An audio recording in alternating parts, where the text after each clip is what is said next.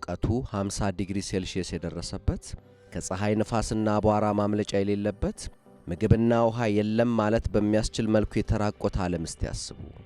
ከምድራችን የብስ ክፍል 1/3 ያክሉ እንግዲህ እንዲህ ያሉ ስፍራዎች ናቸው። ፍጡራን እዚህ ለመኖር የተራቀቀ ያኗኗር መላ ሊዘይዱ ግድ ይላል።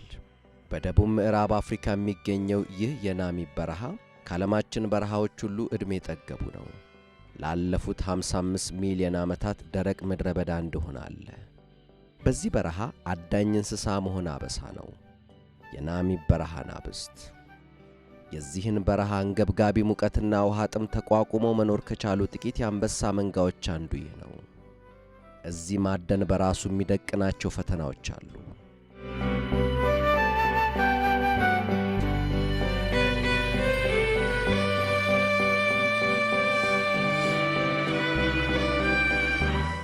ሳላዎች በ30 ኪሎ ሜትሮች ርቀት ውስጥ ያሉ ብቸኛ የሚታደኑ እንስሳት እነዚህ ናቸው።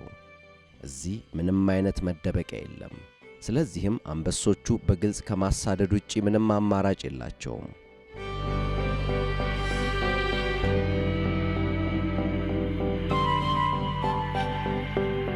አልተሳካላቸውም። እናም ደግሞ እያንዳንዱ የከሸፈ አደን አንበሶቹን ወደ አስከፊ ረሃብና ሞት ያስጠጋቸዋል። እነዚህ አንበሶች በቂ የሚበላ ነገር ለማደን የአዲስ አበባን ስፋት 80 እጥፍ የሆነ ሰፊ የበረሃውን ክፍል ያለማቋረጥ ያካልላሉ። ከ3 ቀናትና ከ150 ኪሎ ሜትሮች ጉዞ በኋላ ምንም አላደኑም።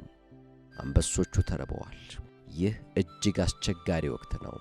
በአንበሶቹ የአደን ግዛት ጠረፍ ያለ ደረቅ የወንዝ መውረጃ። እዚህ ቀጭኔዎች ብቻ ናቸው ያሉት። እኒህ 10 ኩንታል የሚመዝኑ ግዙፍ እንስሳት እንዲህ በቀላሉ የሚታደኑ መች ሆነና? የእግራቸው ምት አደገኛ ነው። እርግጫቸው አንበሳ ሊገድል ይችላል። ቢሆንም አንበሶቹ ምንም አማራጭ የላቸውም። እጅጉን ተርበዋል።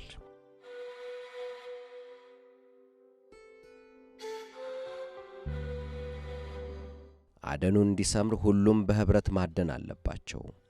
ቀጭኔዋን ማሳደዱ የሚመራው በሁለት ሴት አናብስት ነው። ሌሎች ደግሞ ቀጭኔዋ ልታመልጥ ትችልበታለች ያሏቸውን መንገዶች ለመዝጋት ሮጡ። ቀጭኔዋ ፍጥነትም ጽናትም ስላላት አንበሶቹን ማምለጥ አያቅታትም። ግን ደግሞ አንበሶቹም ለዚህ ተዘጋጅተዋል። ቀጭኔዋን እያባረሩ ወዳዘጋጁት ወጥመድ መሯት። ከፊት ዋነኛዋ ሴት አንበሳ እንደ በረኛ ተዘጋጅታ እየጠበቀች ነው። የአደኑ ስኬት የሚወሰነው በእርሷ ነው።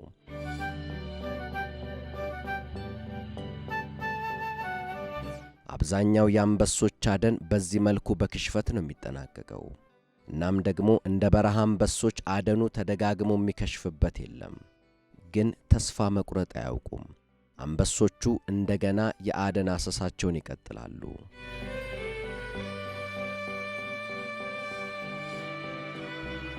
ከስንት አንዴም ቢሆን ዝናብ በረሃዎችን ይጎበኛል። በዚህ የምዕራብ ዩናይትድ ስቴትስ አካባቢ መብረቅ የቀላቀለ አደገኛ ዝናብ ይጥላል። ከ10 የድርቅ ወራት በኋላ በረሃው 1 ሰዓት በማይሞላ ጊዜ ውስጥ በሚሊዮን ቶኖች በሚገመት የዝናብ ውሃ ረሰረሰ።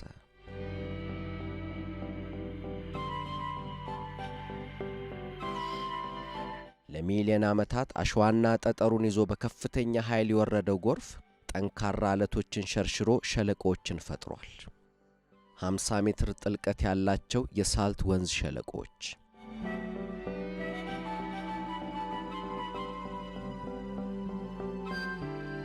በአንዳንድ ቦታዎች እነዚህ ሸለቆዎች እጅጉን ሰፍተው በመካከላቸው ያሉ መሬቶች ከፕላኔታችን ያማሩ ገጽታዎች እንዳንዱ የሚቆጠሩ አስገራሚ የተጠረቡ አምባዎችና የሾሉ ማማዎች ወጥቷቸዋል።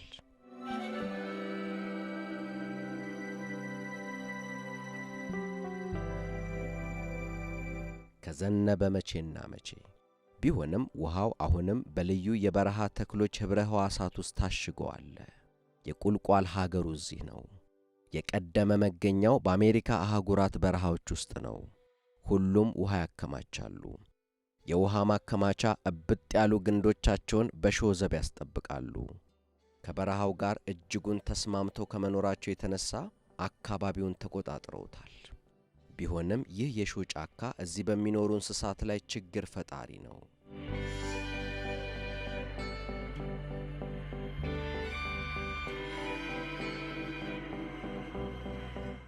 የሐሪስ ጭልፊት በቁልቋሎች መሃል ማደን የሚያስችል ለየት ያሉ ዘዴዎች አዳብሯል።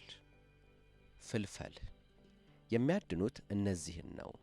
አደጋውን እንዳዩ እሾሁስ ለመደበቅ ፈትለክ አሉ።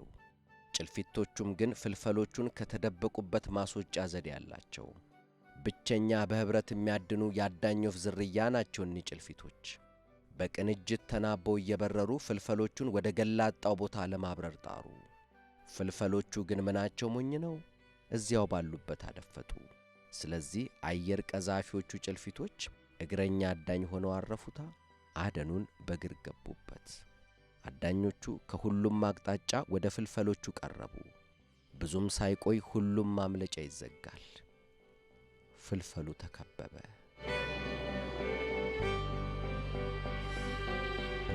በዚህ በረሃ ውስጥ ያሉ ሁሉም ተክሎች ማለት ይቻላል በእሾህ የተሸፈኑ ናቸው። እነዚህ እሾሆች ለበርካታ እንስሳት መጠለያ መሸሸጊያ ሆነዋል። እና ታዲያ ለምንድን ነው በእነዚህ እሾሆች ላይ ሬሳ ተንጠልጥሎ የሚታየው? ምን አይነት ፍጡር ይሆን ይህን ዘግናኝ ድርጊት የሚፈጽመው? በዚህ በረሃ ውስጥ አንድ ምስጢራዊ ገዳይ አለ።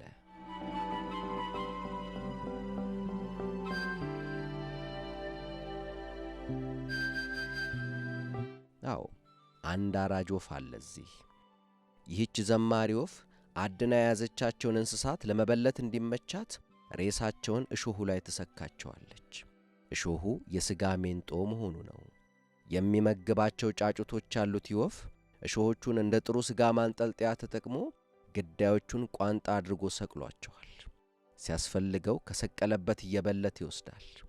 ወፉ የአደን ግዳዩን እሾሆቹ ላይ ለሳምንታት እያመጣ ሲሰቅል ከርሟል። ያደናቸውን እንስሳት ሬሳ መሬት ላይ ያሉ እንስሳት በማይደርሱበት ርቀት ላይ የሰቀለው ይህ ወፍ በቅርቡ የተፈለፈሉት ጫጩቶቹ መቼም እንዳይራቡ ማድረግ ተሳክቶለታል።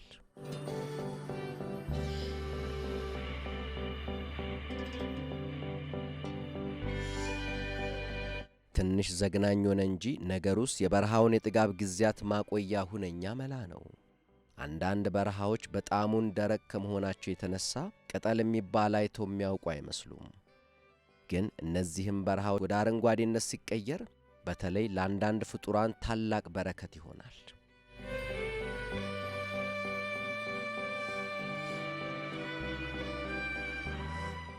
መቼም የበረሃ ልምላሜ ከምንም በላይ ላንበጣ ነው የሚበጅ። በማዳጋስካር ደቡብ ምስራቅ የሚገኘው በረሃ በዓመታት ውስጥ አግኝቶት የማያውቀውን ከፍተኛ መጠን ያለው ዝናብ አገኘ። ይህንኑ ተከትሎ በበቀለው ሳር ጠረን እየተመራ አንድ ግዙፍ ሰራዊት ጉዞውን ተያይዞታል። አንበጦች በተለምዶ ለየብቻ ነው የሚኖሩት። ድንገት ምግብ ሲትረፈረፍ ግን በመንገዱ ያገኘውን ተክል ሁሉ በልቶ እያወደመ የሚጓዝ አደገኛ መንጋ ይወጣቸዋል። ይህ ጥፋት ግን ጭርሱኑ ሊብስም ይችላል። መሬት ለመሬት የሚሄዱት አንበጦች ክንፍ እያወጡ ነው። በእንዲህ ያለ የተመቸ ወቅት ከተለምዶ 3 እጥፍ በሆነ ፍጥነት ነው ክንፍ የሚያወጡት። አሁን ውድመታቸውም ይጨምራል። ባለ ክንፎኑም አይደል ሰማዩን ወረሩት። አሁን አንበጦቹ ተክሎች የለመለሙበት አዲስ መስክ ፍለጋ በቀን ከ90 ኪሎ ሜትሮች በላይ ይጓዛሉ። ይህ አይነቱ ልዕለ መንጋ በ10 ዓመት አንዴ ቢከሰት ነው።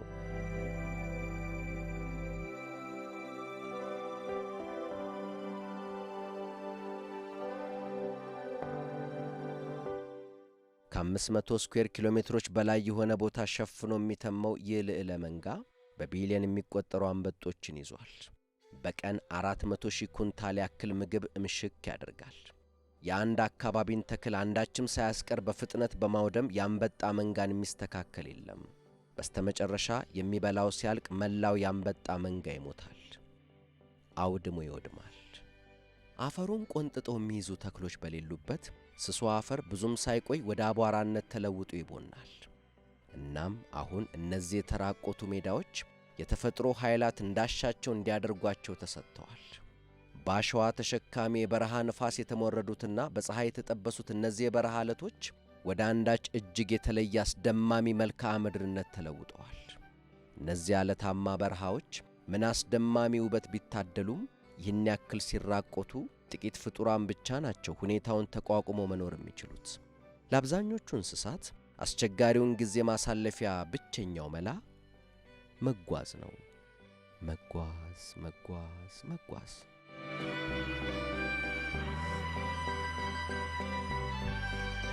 በካላሃሪ ጥቂት ዘንቦ ረጅሙ ደረቅ ወቅት ገባ። ከቀን ቀን ምግብና ውሃ ማግኘት እየከበደ መጥቷል። ስለዚህም እነዚህ የሜዳ አህዮች የሚበላ ፍለጋ ጉዞውን ተያይዘውታል። እነዚህ እንስሳት ሩቅ የጣለ ዝናብ ጠረን እየጠራቸው በየትኛውም የአፍሪካ አጥቢ እንስሳት ከሚደረግ ጉዞ ለረዘመው ስደት ተዘጋጅተዋል። ድርቁ እየከፋ ሲመጣ የበረሃ ዝሆኖችም ውሃ ፍለጋ ረጅም ጉዞ ለማድረግ ይገደዳሉ። በዕድሜ የገፉ ማወራ ዝሆኖች ባስከፊው የድርቅ ወቅቶችም ውስጥ ውሃ ሊኖርባቸው የሚችሉ ቦታዎችን ስለሚያስታውሱ መንጋውን ወደዚያ ይመራሉ። እናም ደግሞ ምናልባትም ወደ አንዳንዶቹ የውሃ ቦታዎች ለመጨረሻ ጊዜ ሄዱት ከ10 ዓመታት በፊት ሊሆን ይችላል። ግን አይረሱም።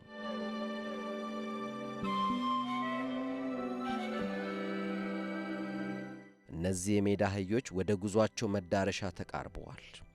ይህን ፍለጋ ነበር የኳተኑት። ታላቅ በረከት። አብዛኞቹ እንዲህ ያሉ የውሃ መጠጫ ቦታዎች ለብዙ ጊዜያት አይቆዩም። ዝናብ ሲጥል ተፈጥረው እንዳፈጣጠራቸው ወዲያው ይደርቃሉ። እንስሳት ከበርካታ ኪሎ ሜትሮች ርቀት ነው ወደዚህ የመጡት። አዳኞችም ሊመጡ ስለሚችሉ ግን ይህ አደገኛ ቦታ ነው። እዚህ መቆየት አያስፈልግም።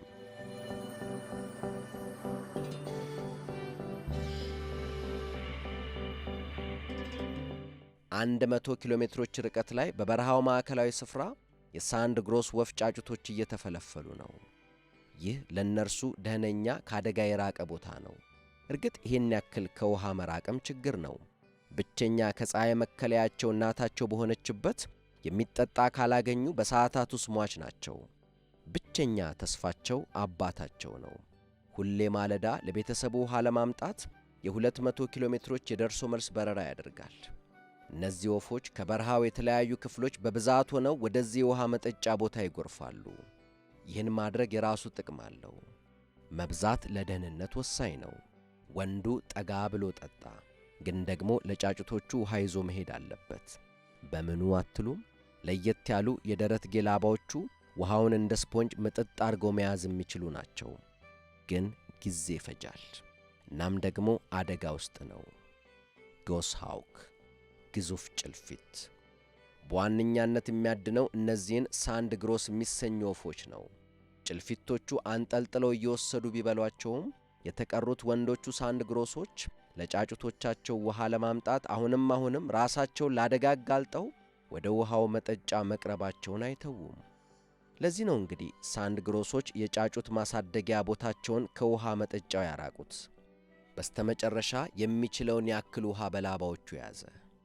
የአካሉን ክብደት 1/4 የሚሆን ውሃ ተሸክሞ ወደ ቤተሰቡ የሚያደርገውን ረዥሙን ጉዞ ተያያዘው።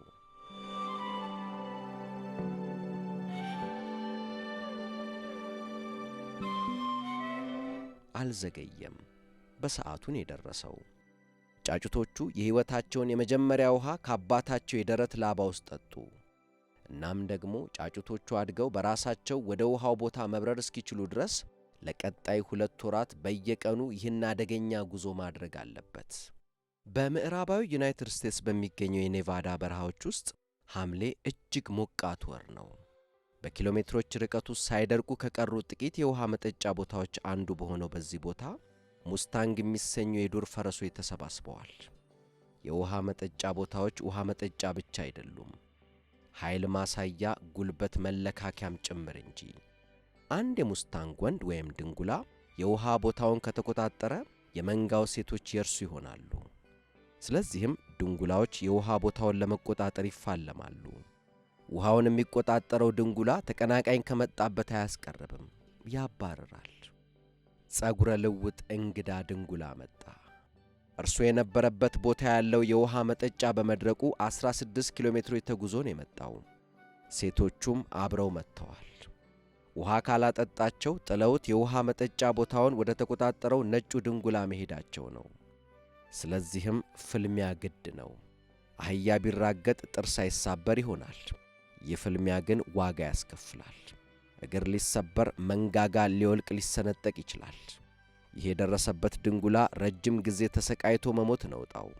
ነጩ ድንጉላ ሰንዝሮ ሳተ። እናም ፍልሚያው በዚሁ ተጠናቀቀ። አዲስ መጪው አሸነፈ። ሽልማቱ ውሃ የመጠጣት ዕድል ማግኘት ብቻ መች ሆነና የራሱን ሴቶች ውሃ ጠጣ፣ የተቀናቃኙንም ሴቶች ወሰደ። የነጩ ድንጉላ ዘመን አበቃ።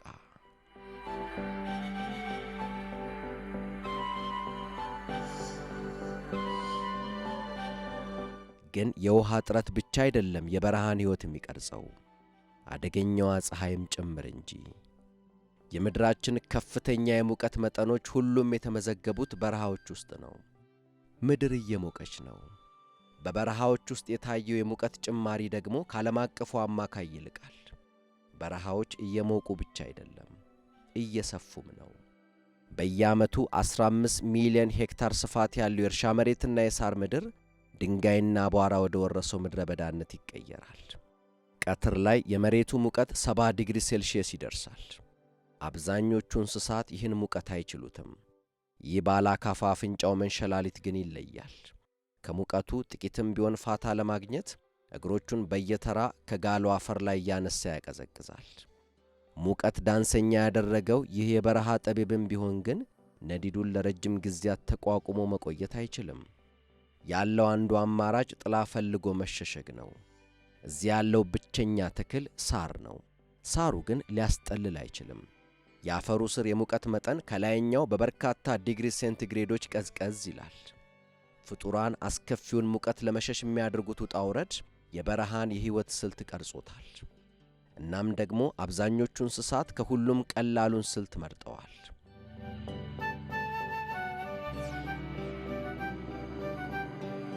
ቀኑን ተሸሽጎ አሳልፎ ሲጨላልም መውጣት። በሌሊት እንስሳቱ ከያሉበት ሲወጡ እውን ይሄ ሁሉ ፍጡር የተደብቆ ነበር ያስብላል። እናም ደግሞ ከነዚህ መሃል አዳኞች መኖራቸው አይቀርም መቼም። ከዋነኛ ሰልቃጭ የሌሊት አዳኞች መሃል አንዱ የሆነው ፍጡር በቀላሉ የሚታይ አይደለም። ይህ ምስጢራዊ ፍጡር ከአሸዋው ቁልል ሲወጣም ብዛም አይታይም። ግን ደግሞ አሸዋው ውስጥ መኖሩን የሚጠቁም ምልክት እየተሆነ የሚንቀሳቀሰው። የአሸዋው ቅንጣቶች ፍጹም እርጥበት አልባ እንዲሁም ተሞርደውና ልስልስ ብለው እንደ ውሃ በሚፈሱበት በዚህ ቦታ ብቻ ነው የሚኖረው። መጠኑ ከጠረጴዛ ቴኒስ ኳስ አይበልጥም። ወርቃማው ፍልፈል ይሉታል። ሙሉ ለሙሉ አይነ ስውር ነው። ለነገሩ አሸዋው ስር ምንም የሚታይ ነገር የለም። ይልቁንም አስገራሚ የመስማት ብቃት አለው። ጭንቅላቱን እንደ አምፕሊፋየር ተጠቅሞ አሸዋው ላይ የምትፈጠር እያንዳንዷን እንቅስቃሴና ንዝረት ይቀልባል። ስለዚህም የሚያድነው ፍጡር የቱጋ እንዳለ ለማወቅ ጭንቅላቱን የአሸዋው ክምር ላይ ደፍቆ ያደምጣል። ምስጦች ነው የሚያድነው። አይነ ስውር ስለሆነ ከአሸዋው ውስጥ ወጥቶ አይቶ ማደን አይችልም። ስለዚህም የተሻለው አማራጭ ተደብቆ ማደን ነው። አሸዋው ስር ከገባ አነስተኛዋን እንቅስቃሴ መለየት ስለሚችል ሳይስት አድኖ ይበላል። አሁን አብዛኛውን ጊዜ እንዲያ ነው።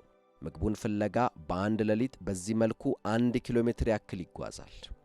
እናም ደግሞ የእስካሁኑን ምስጦች እንደ መክሰስ ቆሎ ቁጠሩለትና አሁን ዋነኛ ራቱን አግኝቷል። አንዳንዶች የአሸዋው ክምር ሻርክ ሲሉ የሚጠሩት ለካስ ወደው አይደለም ያስብላል።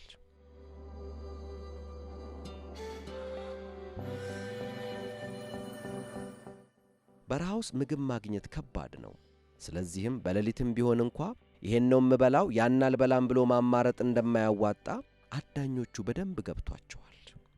የእስራኤሉ የኔጌቭ በረሃ ኦቶኒስ ቴሪስ የሚሰኘው ባለረጅም ጆሮ የበረሃ የሌሊት ወፍ አደን ላይ ነው።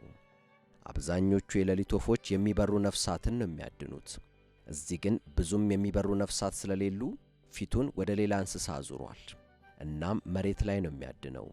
የሚገርመው ግን ሊያድን ያሰበው ፍጡር አደገኛው ዴዝ ስቶከር ጊንጥ። የዚህ ጊንጥ መርዝ ሰው ሊገል የሚችል ነው። ትልቅ ቢሆን እሺ፣ እንዴት ነው ይህ ክብደቱ 15 ግራም የሆነ የሌሊት ወፍ ይህንን ጊንጥ ሊጋፈጥ ያሰበው? እብደት ነው የሚመስለው። በሌሊቱ ድቅድቅ ጨለማ ውስጥ አዳኝና ታዳኝ ሊተያዩ አይችሉም።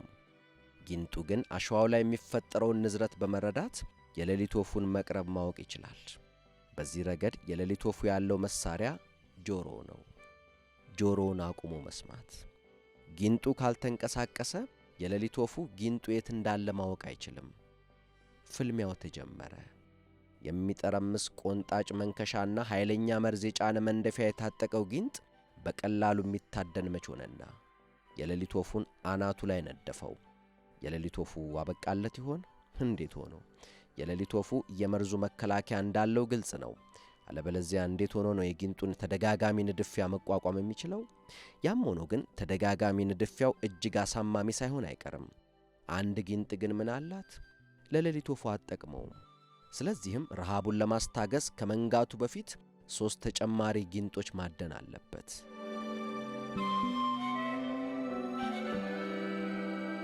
በረሃዎች ውስጥ የሚያጋጥም ዕድል ብልጭ ብሎ ድርግም ነው። ስለዚህም እንስሳቱ አንዳች ዕድል ሲገኝ በደንብ መጠቀሚያ የተለያዩ ዘዴዎች ዘይደዋል።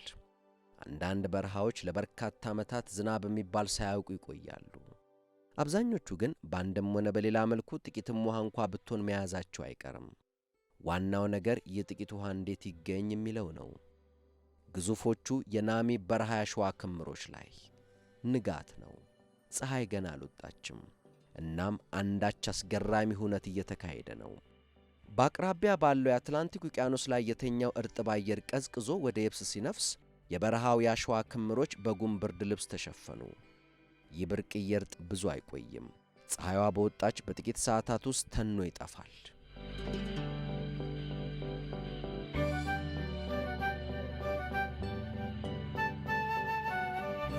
ዳርክሊንግ ጢንዚዛዎች ፀሐይዋ ጉሙን ከማትነኗ በፊት ጉሙ ጋር ሊደርሱ ወደ ክምሩ አናት እየተጣደፉ ነው።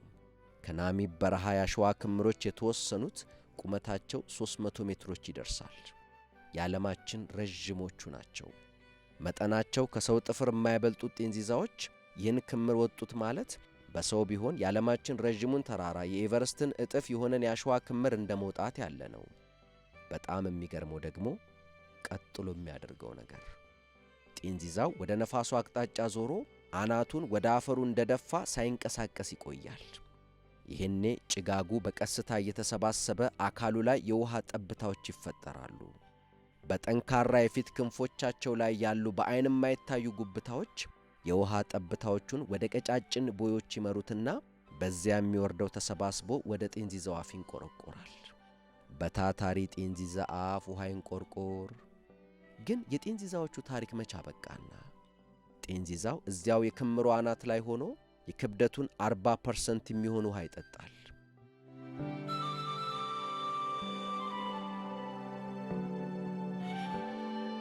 ከዓለማችን እጅግ ደረቅ ስፍራዎች አንዱ በሆነው በዚህ በረሃ የሚኖረው ይህ አነስተኛ ጢንዚዛ በአስደናቂ ብቃት ውሃን ካየር ይቀዳል። እናም ደግሞ እርሱ ብቻ አይደለም ይህም ብቃት የታደለው። ባለድርጣት ጌኮዎችም ተመሳሳይ ዘዴ ተጠቅመው ውሃ ካየር ጠልፈው ይጠጣሉ። በእርግጥም ጥቂት እንስሳት ናቸው ውሃ ለመጠጣት ይህን ያክል ርቀት የሚሄዱ። እናም ደግሞ የናማኳስስቶች በጭጋጋማ ማለዳዎች ወደ አሸዋው ክምር ከሚወጡ ጢንዚዛዎች ይልቅ የሚወርዱት ረጠብ ብለው እጅግ ጣፋጭ መሆናቸውን ያውቃሉ። ውሃ እርም በሆነባቸው ምድረ በዳዎች ያለው የብዝሃ ሕይወት ስብጥር እጅጉን አስደማሚ ነው። ፍጡራን በሚሊዮን ዓመታት የዳበሩ ፍጹም የተራቀቁና የተለያዩ የኑሮ ስልቶችን ተጠቅመው ነው ከበረሃው ጋር ተስማምተው መኖር የቻሉት። ፕላኔታችን ግን እየተለወጠች ነው። የዓለማችን በረሃዎች ከመቼውም ጊዜ በባሰ ፍጥነት እጅጉን እየሰፉ እየሞቁ መጥተዋል። የበረሃ ሕይወት ከዚህ ለውጥ ጋር እንዴት ተስማምቶ እንደሚዘልቅ ወደፊት የሚታይ ይሆናል።